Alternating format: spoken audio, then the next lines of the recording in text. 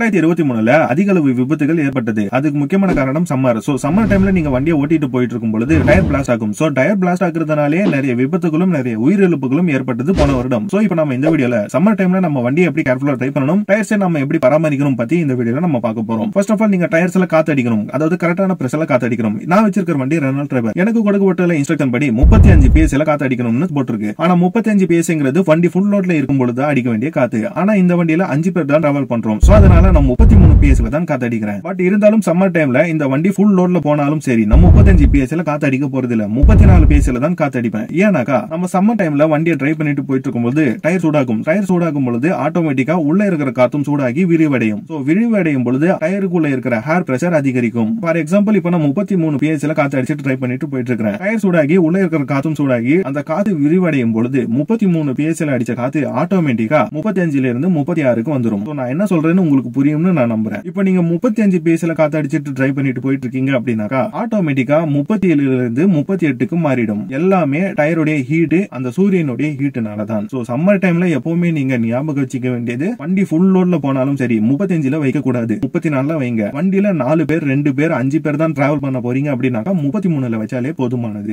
ரெண்டாவது நீங்க அதிவேகத்துல ஓட்டுறது. சம்மர் டைம்ல நீங்க ஸ்பீடா ஓட்டும் பொழுது ஆட்டோமேட்டிக்கா டயர்ல அதிக அளவு ஃபிரிக்ஷன் ஏற்பட்டு ரொம்ப சூடாகும். ரொம்ப சூடாகும் பொழுது அது தாங்குற வரைக்கும் தான் தாகும், இல்லனாக்கா வெடிச்சிரும். அதனாலதான் சொல்றேன், நீங்க சம்மர் டைம்ல வண்டியை மேக்சிமம் 70க்கு மேல ஓட்டாதீங்க. இது உண்மை. 70ல போனாலும் போர் அடிக்கும். வேற வழி இல்ல. உங்க உயிரை நீங்க காப்பாத்திக்கணும், உங்க ஃபேமிலியோட உயிரை காப்பாத்திக்கணும் அப்படின்னாக்கா சம்மர் டைம்ல 70க்கு மேல போகாதீங்க. ஏன்னா 70க்கு மேல போய் டயர் பிளாஸ்ட் ஆகுது அப்படின்னாக்கா வண்டி கண்ட்ரோல் பண்ண முடிஞ்சாதான் கண்ட்ரோல் பண்ண முடியும். இல்லனாக்கா ஸ்டீரிங் உடைய கட்டுப்பாட்டை இழந்து வண்டி ரோல் ஓவர் ஆகிறதுக்கும் இல்ல பெரிய விபத்து ஏற்படுறதுக்கும் நிறைய வாய்ப்புகள் இருக்கு. சோ அதனாலதான் சொல்றேன், ஓவர் ஸ்பீடிங் பண்ணாதீங்க. அண்ட் மூன்றாவது டிப்ஸ், பஞ்சரான டயர். உங்க வண்டியில ஃப்ரண்ட் 2 டயர்ல எந்த டயர் பஞ்சராக இருந்தாலும் சரி அதை நீங்க சம்மர் டைம் வந்தாலே எடுத்து பின்னாடி இருக்கிற டயர்ல போட்டுருங்க. பின்னாடி இருக்கிற நல்ல டயரை எடுத்து முன்னாடி ரீப்ளேஸ் பண்ணிடுங்க. ஏன்னா நம்மளுக்கு ஸ்டீரிங் கண்ட்ரோல் தான் முக்கியம். சம்மர் டைம்ல நம்ம வண்டி ஓட்டிட்டு போயிட்டு இருக்கும் பொழுது டயர் ஓவர் ஹீட் ஆகும். அப்படி டயர் ஹீட் ஆகும் பொழுது டயர் பிளாஸ்ட் ஆகிறதுக்கு நிறைய சான்சஸ் இருக்குன்னு உங்களுக்கே தெரியும். அதுவும் பஞ்சரான டயர்னா சொல்லவே தேவையில்லை, அது ரொம்ப வீக்கான டயர். சம்மர் டைம்ல சொல்றேன். சோ அப்ப நம்ம டிரைவ் பண்ணிட்டு போயிட்டு இருக்கும் பொழுது ஃப்ரண்ட்ல 2 டயர்ல ஏதாச்சும் ஒரு டயர் வெடிச்சாலும் கார் கட்டுப்பாட்டை இழக்கிறதுக்கு நிறைய வாய்ப்புகள் இருக்கு. ஆனா இதுவே பேக் டயர் வெடிச்சா ஒன்னும் பிரச்சனை இல்ல, நம்ம ஈஸியா வண்டியை பார்க் பண்ணிட முடியும். எந்த ஒரு பேனிக்கும் ஆகாம இருந்தால் டிரைவர் பயப்படக்கூடாது ஃபர்ஸ்ட். ஆனா முன்னாடி டயர் வெடிச்சா சொல்றதுக்கு ஒண்ணும் இல்ல. இதே நீங்க பொறுமையா போயிட்டு இருக்கும் பொழுது முன்னாடி டயர் வெடிச்சா எப்படி இருந்தாலும் கண்ட்ரோல் பண்ணிக்க முடியும், பேனிக் ஆகாம இருந்தா, டிரைவர் பயப்படாம இருந்தா. பட் பை சான்ஸ் நீங்க 80, 100, 120ல போயிட்டு இருக்கும் பொழுது முன்னாடி டயர் வெடிச்சாலும் சரி பின்னாடி டயர் வெடிச்சாலும் சரி காலிதான்.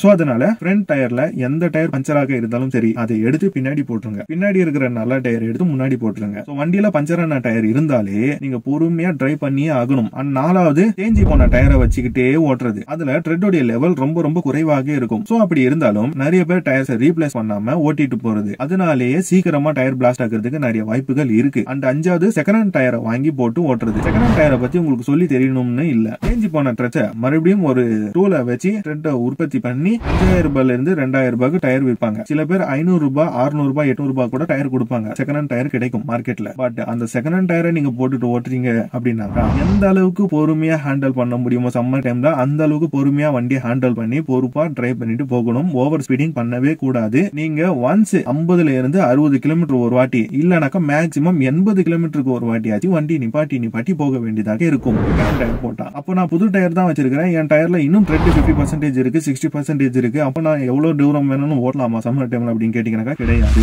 நீங்களும் சரி சம்மர் டைம்ல வண்டியை டிரைவ் பண்ணிட்டு போகும்பொழுது புது டயரா இருந்தாலும் சரி, பஞ்சரான டயரா இருந்தாலும் சரி, செகண்ட் ஹேண்ட் டயரா இருந்தாலும் சரி, தேஞ்சி போன டயரா இருந்தாலும் சரி, ஒன்ஸ் 60-70 கிலோமீட்டர் தாண்டினதுக்கு அப்புறம் வண்டிக்கு ரெஸ்ட் கொடுங்க. ஏன்னா டயர் மட்டும் சம்மர்ல சூடாக போறது இல்ல, இன்ஜினும் சூடாகும். சோ இன்ஜினுக்கும் ரெஸ்ட் தேவைப்படும், டயர்ஸுக்கும் ரெஸ்ட் தேவைப்படும். ஒன்ஸ் 60ல இருந்து 70 கிலோமீட்டர் போனா மேக்ஸிமம் 80 கிலோமீட்டர் போனாலே ஒரு மரத்தோடைய நிழல்லையோ இல்ல எங்கேயாச்சும் ஒரு நிழல்லையோ பார்க் பண்ணி வண்டிக்கு ரெஸ்ட் கொடுங்க. ஒரு 15 நிமிஷம். சிம்பிளா சொல்ல போனா சம்மர் டைம்ல டயர் பிளாஸ்ட் ஆகிறதுக்கு காரணம் over speeding, second hand tyre போட்டு ஓட்டுறது, அதுவும் செகண்ட் ஹேண்ட் டயர் போட்டுருக்கிறோம் சொல்லி பொறுமையா ஓட்டாம அதிவேகத்துல ஓட்டுறது. மூணாவது நான் ஸ்டாப்பா ஓட்டுறது. 100 கிலோமீட்டர், 120 கிலோமீட்டர், 130 கிலோமீட்டர் போனதுக்கு அப்புறம் தான் நான் வண்டியை நிப்பாட்டுவேன் அப்படின்னு சொல்லி ஓட்டுறது. நாலாவது வண்டியில ஓவர் லோடு ஏத்திக்கிட்டு ஓட்டுறது. ஒவ்வொரு டயருக்கும் குறிப்பிட்ட லோடு இண்டெக்ஸ் இருக்கும். இந்த அளவுக்கு தான் லோடு தாங்கும் அப்படின்னு இருக்கும். பட் நாம என்ன பண்றோம், 7 பேர் போக வேண்டிய வண்டியில 8 பேர் 10 பேர் போறோம். 5 பேர் போக வேண்டிய வண்டியில 6 பேர் 7 பேர் 8 பேர் போறோம் அட்ஜஸ்ட் பண்ணிக்கிட்டு. அப்படி நீங்க ஓவர் லோடு ஏத்தும் பொழுது டயர்ல தான் அந்த லோடு விழும். அப்போ டயர் என்ன ஆகும்னாக்கா ரோடோடைய கான்டாக்ட்ல இப்படி இருக்குனாக்கா டயர் இன்னும் அமுங்கும். அப்படி வண்டி போகும்பொழுது ரொம்ப ஃபிரிக்ஷன் தேய்ச்சிக்கிட்டே ரொம்ப ஒன்னாப்ல போகும். அப்போ என்ன ஆகும், தேய்மானம் அதிகரிச்சு சூடாகும். சம்மர் டைம்ல நீங்க ஓவர் லோட்ல போகும்பொழுது சொல்லவே தேவையில்லை என்ன ஆகும்னு. அது உங்களுக்கே புரியணும், நாலேஜ் இருக்கணும். அப்படி நீங்க ஓவர்லோடு ஏத்திட்டு போறீங்க அப்படின்னாக்கா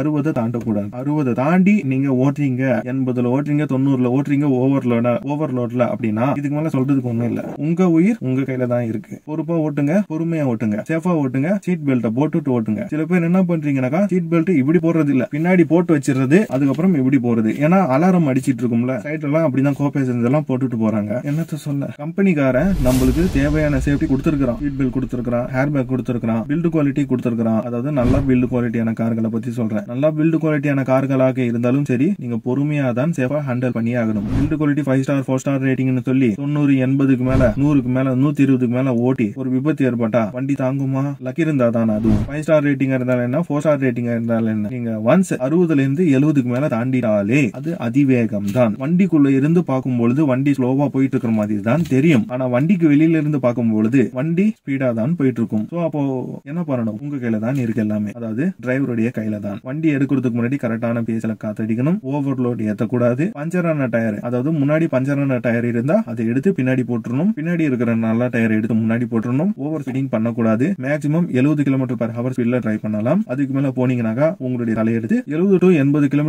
டிஸ்டன்ஸ் கவர் பண்ணாலே வண்டிக்கு ரெஸ்ட் கொடுத்தே ஆகணும் சம்மர் டைம்ல. இன்ஜினும் சூடாயிருக்கும், டயரும் சூடாயிருக்கும். அண்ட் ஒரு குறிப்பிட்ட டிஸ்டன்ஸ் வரைக்கும் ட்ரை பண்ணிட்டு வண்டியை நிப்பாட்டின உடனே காத்தடிக்க கூடாது. நான் ஏற்கனவே சொன்னதான், உள்ள காத்து சூடாக்கி காத்தோடைய தன்மை விரிவடைஞ்சிருக்கும். நீங்க 33 பேஸ்ல அடிச்சிருக்கிற காத்து 35 36ன்னு தான் காட்டும். ஏன்னா உள்ள சூடான காத்து இருக்கிறதுனால. சோ நீங்க டயர்ல காத்து செக் பண்ணணும் அப்படின்னாக்கா வண்டியை நிப்பாட்டி ஒரு 10ல இருந்து 15 நிமிஷம் கழிச்சு தான் காத்து கரெக்டான லெவல்ல இருக்கா அப்படின்னு செக் பண்ணணும். நீங்க வண்டியை நிப்பாட்டின உடனே போய் செக் பண்ணீங்க டயர் இன்ஃபிளெக்டரை வச்சு அப்படின்னாக்கா தப்பான ரீடிங் தான் காட்டும். தட் மீன்ஸ் அதிகமான அளவு காத்து இருக்கிற மாதிரி தான் காட்டும். சோ ஃபைனலா சொல்ல போனா உன் வாழ்க்கை உன் கையில்.